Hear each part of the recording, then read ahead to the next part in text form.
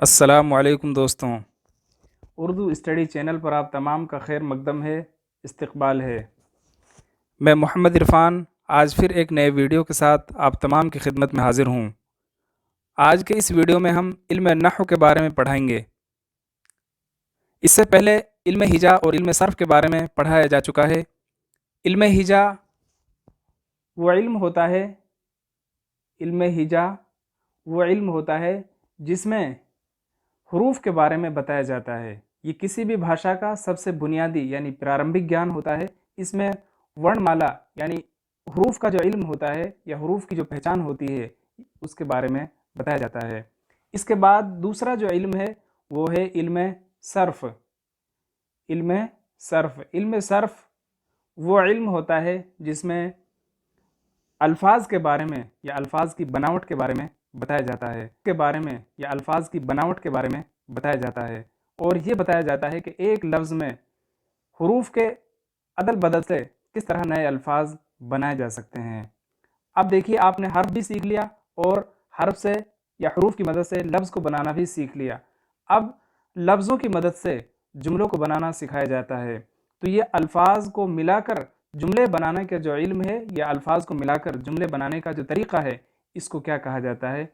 इसी को इल्म नहव कहा जाता है। तो मालूम ये चला, इल्म हिजा जो है, हिजा जो इल्म है इसमें हरूफ के बारे में सिखाया जाता है, सर्फ जो है इसमें अल्फाज के बारे में सिखाया जाता है और इल्म नहव जो है इसमें अल्फाज को मिलाकर जुमले बनाना सिखाया जाता है या इल्म नहव। तो चलिए सबसे पहले इसकी तारीफ समझते हैं। इल्म हिजा या इल्म नहव जो है ये क्या है? वो इल्म जिसमें जुमलों की तरतीब और उनके बाहमी ताल्लुक़ के बारे में बताया जाता है। देखिए, इल्म नहव वो इल्म है जिसमें जुमले के बारे में बताया जाता है और जुमलों को जोड़ना सिखाया जाता है। इस इल्म में लफ्ज़ों को मिलाकर जुमले बनाने के कायदे बयान किए जाते हैं। यानी आपने इल्म सर्फ में लफ्ज़ों को जब सीख लिया तो अब अल्फाज को मिलाकर जो जुमले बनाना सिखाया जाता है वह इल्म नहव में सिखाया जाएगा। जुमलों की साख्त और बनावट का इल्म। देखिए, साख्त और बनावट कहते हैं रचना को, यानी जुमलों की साख्त और बनावट का इल्म इसी के ज़रिए होता है। यानी इल्म नहव जो है इसके ज़रिए हमें जुमले की जो साख्त होती है, जुमलों की जो बनावट होती है उसका इल्म होता है। देखिए, जुमलों में फ़ाइल, फ़ेल, मफ़ूल, मुब्तदा, ख़बर, फ़ेल नाक़िस वगैरह होते हैं। इन तमाम से मिलकर क्या बनता है? जुमला बनता है। फ़ाइल, फ़ेल, मफ़ूल, मुब्तदा, ख़बर, फ़ेल नाक़िस, इन तमाम की मदद से जुमले बनाए जाते हैं। जैसे इन सब की तरतीब जानने और समझने का नाम ही इल्म नहव है। इस इल्म का मौजू, इसका विषय क्या है? इस इल्म का मौजू कलाम है और इसके जानने का फ़ायदा ये है कि इंसान कलाम में गलती से महफूज रहता है। अब कलाम क्या है? कलाम कहते हैं बातचीत को। लिखी हुई बात या कही हुई बात, दोनों को क्या कहा जाता है? कलाम कहा जाता है। तो इस इल्म के ज़रिए से इंसान लिखने की गलती से और बोलने की गलती दोनों से महफूज रह सकता है, दोनों से बच सकता है। अब देखिए, जो कलाम होगा ये दो तरह का होगा। अब हम समझते हैं कलाम क्या है। कलाम किसको कहते हैं? कलाम मैंने आपको बता दिया, कलाम कहा जाता है लिखी हुई बात या कही हुई बात को, दोनों को कलाम कहा जाता है। कलाम या मुरक्कब। अब हम कलाम और कलाम की तारीफ को समझते हैं। सबसे पहले जानते हैं कलाम क्या है। कलाम कहते हैं बातचीत को। अब वो बातचीत चाहे मुंह से निकली हो या हाथ के जरिए से लिखी गई हो, दोनों को क्या कहा जाता है? कलाम कहा जाता है। बातचीत या गुफ्तगू को क्या कहा जाएगा? कलाम कहा जाएगा। मुंह से निकली हुई बात या कलम से लिखे हुए जुमले या फ़िक्रे को कलाम कहते हैं। फ़िक्रे भी जुमलों को ही कहा जाता है, जुमले वाक्यों को कहा जाता है। मुंह से निकली हुई बात या कलम से लिखे हुए जुमले क्या कहलाते हैं? कलाम कहलाते हैं। या वो मुरक्कब। अब देखिए, कलाम का दूसरा नाम क्या है? मुरक्कब भी है। कलाम को मुरक्कब भी कहा जाता है, चूँकि कलाम जो होता है ये अल्फाज का समूह यानी अल्फाज का मजमुआ होता है और मुरक्कब जो है मुरक्कबी समूह यानी मजमुए को ही कहा जाता है। मैंने 3 इसकी तारीफ लिखी है। वो मुरक्कब जो 2 या 2 से ज़्यादा कलिमों से मिलकर बनता हो उसको क्या कहा जाता है? कलाम कहा जाता है। या 2 या 2 से ज़्यादा कलिमात तरतीब पाएँ तो उसको कलाम या मुरक्कब कहा जाता है। जब 2 या 2 से ज़्यादा कलिमात आपस में मिल जाते हैं तो उनको कलाम कहा जाता है। तो ये कलाम की तारीफ़ है। अब देखिए जो कलाम होगा, जो बातचीत जो इंसान के मुँह से निकलती हैं या कलम के ज़रिए से लिखी जाती हैं, वो 2 तरह की होंगी। कैसे होंगी? नंबर 1, या तो कलाम नाकिस होगा या कलाम ताम होगा। कलाम की 2 किस्में यहाँ पर बताई गई हैं, कलाम नाकिस और कलाम ताम। कलाम नाकिस का माना होता है अधूरा और ताम का मतलब होता है मुकम्मल। जो भी बात इंसान के मुंह से निकलती हैं या कलम के ज़रिए से लिखी जाती हैं वो या तो मुकम्मल होंगी या अधूरी होंगी। अब देखिए सबसे पहले हम समझते हैं, आज के इस वीडियो में हम पढ़ेंगे कलाम नाकिस के बारे में। कलाम नाकिस का दूसरा नाम क्या है? कलाम गैर मुफीद। चूँकि एक मिसाल है जैसे सफ़ेद कपड़ा, सफ़ेद कपड़ा। मैंने सिर्फ कहा आपसे सफ़ेद कपड़ा, तो इससे आपको क्या समझ में आया? सिर्फ मैंने कह दिया सफ़ेद कपड़ा, तो इससे आपको कोई समझ में कोई बात समझ में नहीं आई और इसे सुनकर आपको कोई फ़ायदा भी नहीं हुआ। तो इसको क्या कहा जाएगा? कलाम नाकिस या गैर मुफीद का कलाम। ऐसे ही मैंने कहा ये सफ़ेद कपड़ा है, अगर हम इसको क्या बना दें, ये सफ़ेद कपड़ा है, तो इससे आपको पूरी बात समझ में आ गई। इसको क्या कहा जाएगा?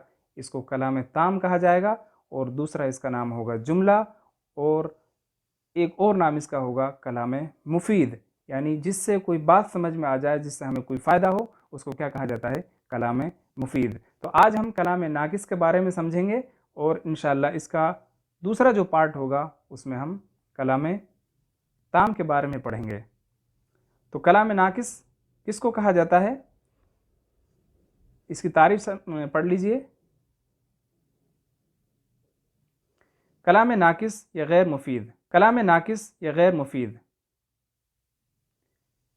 2 या 2 से ज़्यादा अल्फाज का ऐसा मजमुआ, 2 या 2 से ज़्यादा अल्फाज का ऐसा मजमुआ यानी ऐसा समूह जिससे सुनने वाले को पूरा मफहूम या मतलब समझ में ना आए, उसको क्या कहा जाता है? कलाम नाकिस यानी अधूरा कलाम, अधूरी बात कहा जाता है।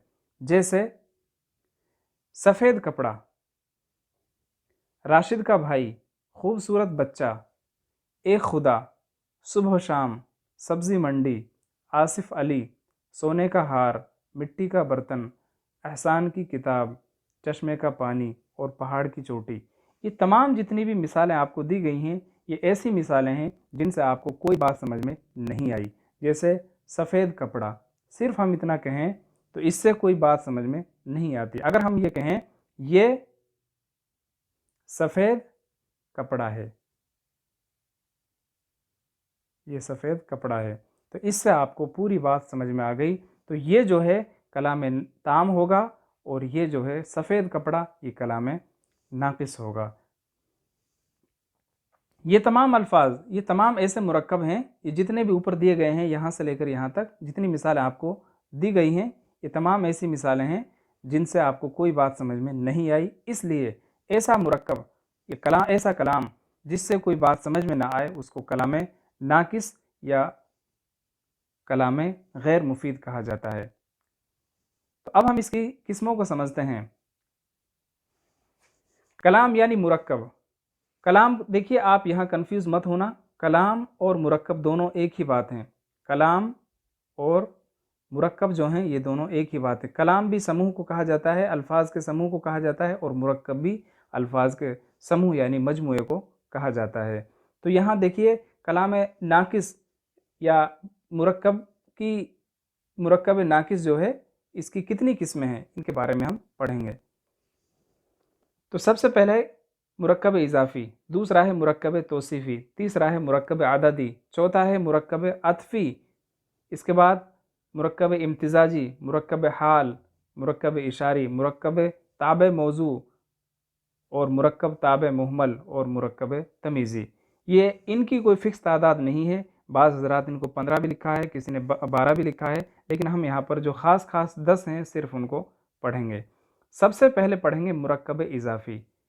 बहुत आसान है, इनको आप समझें। इंशाल्लाह पूरी डिटेल के साथ हमने पूरी तफसील के साथ इनको पढ़ाया है, पूरी डिटेल के साथ इनको लिखा है। मुरक्कब इजाफ़ी, वो मुरक्कब जो सबसे पहले पढ़ते हैं मुरक्कब इजाफ़ी। मुरक्कब कहते हैं समूह को और इजाफ़ी कहते हैं इजाफ़त से बना है, इजाफ़त कहते हैं जोड़ को, संबंध को। अल्फाज का ऐसा मुरक्कब जिसमें एक इसम का संबंध दूसरे इसम से बताया गया हो तो उसको क्या कहा जाएगा? मुरक्कब इजाफ़ी कहा जाता है। तो अब इसकी तारीफ़ क्या है? वो मुरक्कब यानी अल्फाज का ऐसा समूह जो मुज़ाफ़ और मुज़ाफ़ इले से मिलकर बना हो। मुरक्कब इजाफ़ी में दो इसमों के आपस में मिलने से अधूरा सा ताल्लुक़ ज़ाहिर होता है। जैसे अहमद का बेटा, ज़ैद की किताब, साद का घर। ये तीन मिसालें लिखी हैं। बेटे का ताल्लुक़ अहमद से है, किताब का ताल्लुक़ ज़ैद से है और घर का ताल्लुक़ साद से है। ये दो या दो से ज़्यादा अल्फाज का मजमुआ है, लेकिन इनसे बात समझ में नहीं आई और इन तीनों मिसालों में एक इसम का संबंध दूसरे इसम से बताया गया है। तो इसको क्या कहा जाता है? मुरक्कब इजाफ़ी। मुरक्कब इजाफ़ी के तीन जुज़ होते हैं, यानी इसके तीन हिस्से होते हैं। मुरक्कब इजाफ़ी तीन हिस्सों से मिलकर बनता है। सबसे पहले मुज़ाफ़।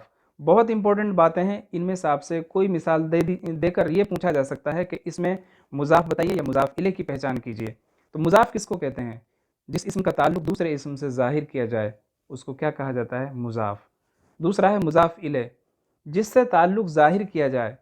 और तीसरा है हर्फ इजाफ़त, जिस हर्फ को मुज़ाफ़ और मुज़ाफ़ इले के दरमियान में लाया जाए उसको क्या कहा जाता है? हर्फ इजाफ़त कहा जाता है। इसको मिसाल के ज़रिए आप समझ लीजिए। खालिद की साइकिल, यहाँ की जो है यह हर्फ इजाफ़त है और एक इसम का संबंध दूसरे से बताया गया है। साइकिल का ताल्लुक़ यहाँ किससे बताया गया है? खालिद से। तो साइकिल यहाँ पर होगा मुज़ाफ़, क्योंकि आपको पढ़ा है जिस इसम का ताल्लुक़ दूसरे इसम से ज़ाहिर किया जाए। तो यहाँ साइकिल का ताल्लुक़ किससे ज़ाहिर किया जा रहा है? खालिद से।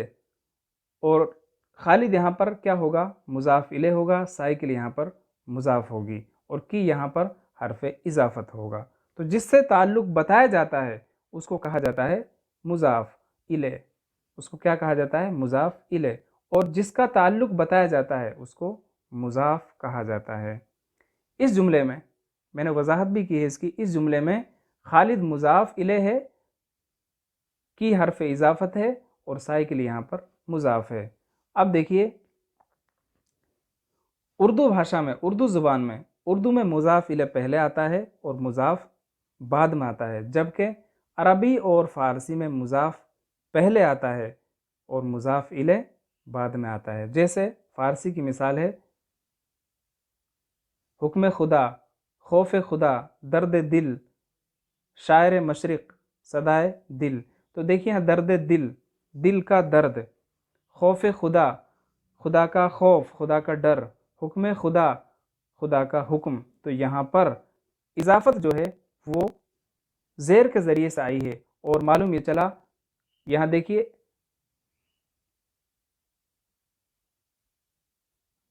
दूसरा है मुरक्कब तौसीफ़ी, वो मुरक्कब जो सिफ़त और मौसूफ़ से मिलकर बने। जैसे खूबसूरत बच्चा, नेक औरत, ईमानदार आदमी, काला घोड़ा। तौसीफ़ी कहा जाता है ऐसे मुरक्कब को जिसमें एक इस्म की कोई अच्छाई या बुराई को बताया गया हो, जिसमें किसी इस्म की अच्छाई या बुराई यानी सिफ़त को बताया गया हो। वह तौसीफ़ी वस्फ़ से बना है। किससे बना है? वस्फ़ यानी खूबी से बना है। तो मुरक्कब तौसीफ़ी ऐसा मुरक्कब होता है जिसमें किसी एक इस्म की खूबी या अच्छाई वगैरह बताई गई हो। जैसे बच्चा खूबसूरत, खूबसूरत बच्चा, नेक औरत, ईमानदार आदमी, काला घोड़ा। तो यहाँ बच्चा जो है इसकी खूबसूरती बताई गई है। बच्चे के बारे में क्या कहा गया है? बच्चा खूबसूरत है। औरत की खूबी क्या बताई है? नेक होना, आदमी का ईमानदार होना और घोड़े का काला होना। तो मुरक्कब तौसीफ़ी में भी दो जुज़ होते हैं। मुरक्कब तौसीफ़ी भी दो चीज़ों से मिलकर बनता है। नंबर एक मौसूफ़ और दूसरा सिफ़त। जिस तरीके से आपको हिंदी में एक पढ़ाया था विशेष्य और विशेषण, वही चीज़ें हैं यहाँ पर। एक होता है विशेषण, विशेषण को कहा जाता है सिफ़त, और एक होता है विशेष्य यानी जिसकी तारीफ़, जिसकी खूबी, जिसकी अच्छाई, जिसकी बुराई बताई जाती है। तो यहाँ पर देखिए ईमानदार आदमी, ईमानदार आदमी में आदमी जो है इसकी खूबी बताई गई है, तो ये विशेष्य होगा यानी मौसूफ़ होगा। और क्या खूबी बताई गई है, इसकी क्या विशेषता बताई गई है, ईमानदार। तो ईमानदार यहाँ पर विशेषण होगा। तो यहाँ पर लिखी भी है, इनकी तारीफ भी लिखी गई है। जो खूबी बताई जाए वो सिफत कहलाती है, और जिसकी खूबी बताई जाए उसे मौसूफ कहा जाता है। जैसे नेक औरत, इसमें नेक सिफत है यानी विशेषण है, और औरत यहाँ पर मौसूफ यानी विशेष्य है। इसके बाद अगली किस्म है मुरक्कब अददी। मुरक्कब अददी किसको कहते हैं? अल्फाज का ऐसा मुरक्कब जो अदद और मादूद से मिलकर बनता है, उसको क्या कहा जाता है? मुरक्कब अददी कहा जाता है।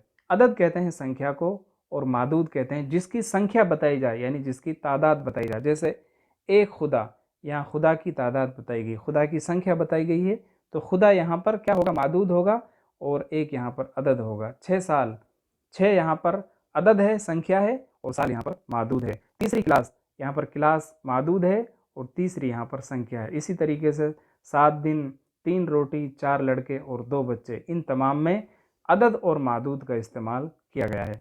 अब अदद मादूद आपको समझना है, वो इसम जो तादाद या गिनती को जाहिर करे उसको इसमें अदद कहते हैं, यानी संख्या जो बताता है उसको अदद कहते हैं, और जिस चीज़ की गिनती या तादाद बताई जाए, जाहिर की जाए, उसे मादूद कहते हैं। जैसे 7 दिन, यहाँ 7 तो अदद हो गया, संख्या हो गई, और मादूद यहाँ पर दिन हो गया। अगली किस्म है मुरक्कब अतफ़ी। ऐसा मुरक्कब जो मातूफ अले, हर्फ अत्फ और मातूफ से मिलकर बना हो। ये सिर्फ आपको नाम याद रखने हैं, कोई ज़्यादा मुश्किल बातें नहीं हैं। ऐसा मुरक्कब जो मातूफ अले, हर्फ अत्फ और मातूफ से मिलकर बने, मुरक्कब अतफ़ी कहलाता है। जैसे शब व रोज़, चाँद व सूरज, सुबह व शाम, ज़मीन व आसमान, नेक व बद, मर्द व औरत, जिस्म व जान, बाग व बहार, लैल व नहार। इन तमाम मुरक्कबात में आपने, ये जितने भी मुरक्कब हैं, इन सब में आपने देखा है कि वाव के ज़रिए से 2 लफ्ज़ों को जोड़ा गया है। तो यहाँ पर वाव जो है ये अत्फ हो रहा है इसके ज़रिए से, तो वाव के ज़रिए से यहाँ पर इनको जोड़ा गया है। तो देखिए, मातूफ़ अलैह हर्फ अत्फ और मातूफ़ किसको कहा जाता है? मातूफ़ और मातूफ़ अलैह को मिलाने वाले हर्फ को तो अत्फ कहा जाता है। मिसाल यहाँ पर समझिए, नीचे आसानी से समझ में आ जाएगा। मातूफ़ और मातूफ़ अलैह को मिलाने वाले हर्फ को क्या कहा जाएगा? हर्फ अत्फ कहा जाएगा। तो यहाँ पर हम एक मिसाल ले लेते हैं, शब व रोज़ को, या ज़मीन व आसमान को। ज़मीन व आसमान जो है इसमें और की मदद से मिलाया गया है, तो और यहाँ पर हर्फ अत्फ हो गया। हर्फ अत्फ से पहले आने वाले इसम को, अब हर्फ अत्फ से पहले कौन सा इसम आया? ज़मीन। तो हर्फ अत्फ से पहले आने वाले इसम को मातूफ़ अलैह कहा जाता है। तो यहाँ पर ज़मीन क्या होगा? मातूफ़ अलैह होगा। और हर्फ अत्फ के बाद आने वाले इसम को मातूफ़ कहा जाता है, तो यहाँ पर आसमान क्या होगा? मातूफ़ होगा। तो बहुत आसान सी बात है, सिर्फ आपको मुरक्कब अतफ़ी याद रखना है। मुरक्कब अतफ़ी वो मुरक्कब होता है जो मातूफ़ अलैह, हर्फ अत्फ और मातूफ़ से मिलकर बने। अब सबसे पहला आप हर्फ अत्फ को याद रखिए। हर्फ अत्फ कौन कौन से होते हैं? वाव और। अब और या वाव से पहले जो इसम होता है उसको क्या कहा जाता है? मातूफ़ अलैह कहा जाता है। और वाव के बाद जो इसम होता है उसको मातूफ़ कहा जाता है। तो ये इसमें आपको याद रखना है। अगर 2 या 2 से ज़्यादा कलिमात से मुरक्कब अतफ़ी बनता है, हो सकता है, कोई ज़रूरी नहीं है कि 2 ही अल्फाज आएँ। जैसे हमने कहा कलम और कापी, तो ये 2 अल्फाज का मुरक्कब है, और एक अत्फ़ है, दूसरा मातूफ़ है। लेकिन यहाँ पर किताब भी है, किताब, कलम और कापी। तो अगर 2 से ज़्यादा मुरक्कबात से मुरक्कब अतफ़ी बनता है, तो हुरूफ़ अत्फ़ जो है वो आखिर के 2 लफ्ज़ों से पहले लगाया जाएगा। जैसे किताब, कलम और कापी। इसके बाद है 5वीं किस्म है मुरक्कब इम्तिज़ाजी। इम्तिज़ाज कहते हैं मिलाने को। जब 2 या 2 से ज़्यादा इसम मिलकर एक इसम बन जाएं तो वो मुरक्कब इम्तिज़ाजी कहलाते हैं। जैसे हैदर अली, किसी का नाम है हैदर अली, नाम तो 2 हैं, हैदर और अली, लेकिन ये एक के लिए बोले जाते हैं, एक इसम बन जाता है इनसे। सब्ज़ी मंडी, 2 को मिलाकर एक बनाया गया है। अहमद नगर, यहाँ 2 इसमों को मिलाकर एक बनाया गया है। राशिद खान, यहाँ भी 2 इसमों को मिलाकर एक बनाया गया है। यहाँ हैदर और अली अलग अलग इसम हैं, लेकिन दोनों को मिलाकर एक बनाया गया है। तो मुरक्कब इम्तिजाजी ऐसे मुरक्कब को कहा जाता है जिसमें 2 इसमों को मिलाकर एक बना दिया गया हो। इसके बाद है मुरक्कब हाल। मुरक्कब हाल ऐसा मुरक्कब होता है जो हाल और जुल हाल से मिलकर बनता है। मुरक्कब हाल जो हाल और जुल हाल से मिलकर बनता है। अब हाल और जुल हाल किसको कहते हैं ये समझ लीजिए। हाल वो इसम है जो किसी इसम की हालत को जाहिर करे। हाल जो है वो क्या होता है, जो किसी इसम की हालत को बताए। हालत को बताने वाले को क्या कहा जाता है, हाल कहा जाता है। जैसे, अच्छा इसको एक बार पूरा पढ़ लीजिए। हाल वो इसम है जो किसी इसम की हालत को जाहिर करे, और जुल हाल वो इसम है जिसकी हालत जाहिर की जाए, जिसकी हालत बताई जाए। जैसे हंसता हुआ बच्चा, हंसता हुआ बच्चा, रोता हुआ आदमी, चमकता हुआ सूरज। अब देखिए बच्चे की हालत को किसके ज़रिए से बताया है, हंसता हुआ। तो ये हंसता हुआ ये क्या होगा, हाल होगा, और किसकी हालत को बताया गया है, बच्चे की हालत को बताया गया है, तो ये जुल हाल होगा। रोता हुआ आदमी, रोता हुआ यहाँ पर हाल है, और किसकी हालत को बताया गया है, आदमी की, तो आदमी यहाँ पर जुल हाल है। चमकता हुआ सूरज, चमकता हुआ यहाँ पर हाल है, यानी हालत है किसकी, सूरज की हालत को किस तरह बताया गया है, चमकता हुआ। तो सूरज यहाँ पर जुलहाल होगा, और चमकता हुआ यहाँ पर हाल होगा। इन मिसालों में हंसता हुआ, रोता हुआ और चमकता हुआ इसमें हाल हैं, और बच्चा, आदमी और चमकता ये क्या होंगे, जुलहाल होंगे। बच्चा, आदमी और सूरज, यहाँ चमकता हो गया, यहाँ पर सूरज है, सूरज, ये तीनों क्या होंगे, जुलहाल, यानी इन तीनों की क्या बताई जा रही है, हालत बताई जा रही है। तो ऐसा इसम जिसकी हालत बताई जाए उसको जुलहाल कहा जाता है, और जो कुछ उसकी हालत बताई जाए उसको हाल कहा जाता है। भाई हम आपस में बात भी करते हैं, कैसे हाल हैं, आपके हालात कैसे हैं। तो हाल जो है, ये हालत को जो अल्फाज जो बताते हैं उनको क्या कहा जाता है, हाल कहा जाता है। अगला मुरक्कब है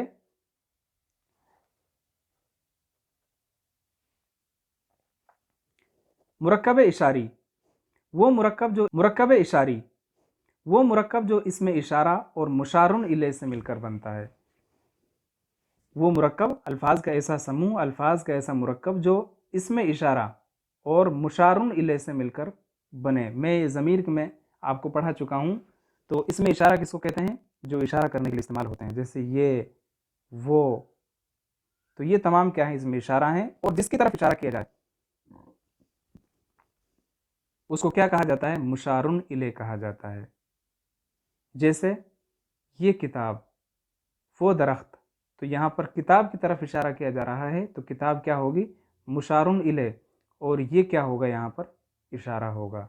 तो ऐसे ही वो दरख्त, तो वो यहाँ पर क्या होगा, इसमें इशारा होगा, और दरख्त यहाँ पर मुशारुन इले होगा। तो जिससे इशारा किया जाए वो इशारा, और जिसकी तरफ इशारा किया जाए वो मुशारुन इले। मुरक्कब इशारी में पहले इशारा आता है और बाद में मुशारुन इले। जैसे ये फूल, यहाँ ये इसमें इशारा है, और फूल यहाँ पर मुशारुन इले है। पूरी वजाहत हमने यहाँ पर की है, आप इनको बार बार पढ़िए, चूँकि बहुत सारे तलबा तो ऐसे होंगे जिन्होंने ये तमाम अल्फाज, ये तमाम बातें पहली दफ़ा सुनी होंगी, तो उनके लिए थोड़ा मुश्किल हो सकता है, लेकिन आप बार बार इसको पढ़िए तो इंशाल्लाह सारी की सारी बातें आसान हो जाएंगी। अगली किस्म है मुरक्कब ताबे मौजू। मौजू और मुहमल दो बातें आपको पढ़ाई गई थी जब लफ्ज़ पढ़ाया था। लफ्ज़ की दो किस्में होती हैं, मौजू और दूसरा है मुहमल। मौजू कहा जाता है बामाना अल्फाज को, सार्थक लफ्ज़ों को, मीनिंगफुल वर्डों को, और मुहमल कहा जाता है ऐसे अल्फाज को जिनका कोई माना ना हो, जिनका कोई मतलब ना हो, यानी मीनिंगलेस जो वर्ड होते हैं उनको मुहमल कहा जाता है। जैसे वो मुरक्कब, इसकी तारीफ पढ़ लीजिए, मुरक्कब ताबे मौजू की, वो मुरक्कब जो दो बामाना लफ्ज़ों से मिलकर बना हो। ऐसा मुरक्कब जो दो बामाना लफ्ज़ों से मिलकर बना हो उसको मुरक्कब ताबे मौजू कहा जाता है। जैसे खाना पीना, यहाँ दोनों लफ्ज़ जो हैं ये बामाना हैं, यानी सार्थक हैं, लूट मार, दाना पानी, रूखी सूखी, खेल कूद, रोना धोना। ये तमाम अल्फाज का जो ये तमाम मुरक्कबात जो हैं ये दो बामाना लफ्ज़ों से मिलकर बने हैं।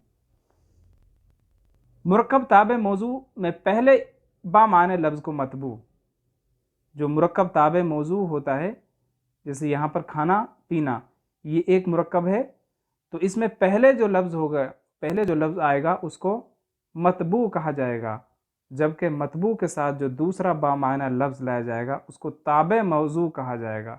तो यहाँ पर पीना जो है ये ताबे मौजू है और खाना यहाँ पर मतबू है। जैसे खाना पीना, यहाँ खाना मतबू है और पीना यहाँ पर ताबे मतबू है। मुरक्कब ताबे मुहमल, जिस तरीके से ताबे मौजू था ठीक उसी तरीके से ताबे मुहमल है। वो मुरक्कब जो एक बामाना लफ्ज़ और एक बेमाना लफ्ज़ से मिलकर बना हो। हम अपनी गुफ्तगू में, अपनी बातों में खूब इसका इस्तेमाल करते हैं। तो वो मुरक्कब जो एक बामाना, यानी एक तो सार्थक लफ्ज़ हो और दूसरा बेमाना हो, यानी जिसका कोई माना ना हो, मीनिंगलेस वर्ड हो, वो मुरक्कब जो एक बामाना लफ्ज़ और एक बेमाना लफ्ज़ से मिलकर बने उसे मुरक्कब ताबे मुहमल कहते हैं। जैसे किताब विताब, अब किताब तो यहाँ बामाना है लेकिन विताब जो है इसका कोई माना नहीं है, तो ऐसे लफ्ज़ को क्या कहा जाता है? मुहमल कहा जाता है। पानी वानी, तो एक यहाँ पर बामाना है और एक बेमाना है। झूठ मूठ, एक यहाँ पर बामाना है और एक यहाँ पर बेमाना है। तो अल्फाज का ऐसा मुरक्कब जिसमें एक लफ्ज़ बामाना हो एक बेमाना हो उसको ताबे मुहमल कहा जाता है, और जिसमें दोनों बामाना हो उसको ताबे मौजू कहा जाता है। मुरक्कब ताबे मुहमल में पहले लफ्ज़ को मतबू, जबकि मतबू के साथ जो बेमाना लफ्ज़ है उसे ताबे मुहमल कहा जाता है। जैसे पानी वानी, यहाँ पर पानी मतबू है और वानी यहाँ पर ताबे मुहमल है। इसके बाद है मुरक्कब तमीज़ी। मुरक्कब तमीज़ी या मिकदारी, वो मुरक्कब जो तमीज़ और मुमय्यज़ से मिलकर बने। आपको आज बहुत सारे नए अल्फाज पढ़ने को मिलेंगे यहाँ पर। वो मुरक्कब जो तमीज़ और मुमय्यज़ से मिलकर बने, ये किसी चीज़ की मिकदार को जाहिर करता है। मुरक्कब तमीज़ी जो होता है इसमें किसी की मिकदार को, यानी किसी लफ्ज़ की मिकदार कहते हैं मात्रा को, किसी चीज़ की मिकदार यानी मात्रा को बताया जाता है। जैसे 1 सेर घी, 3 किलो चावल, 2 गज़ कपड़ा।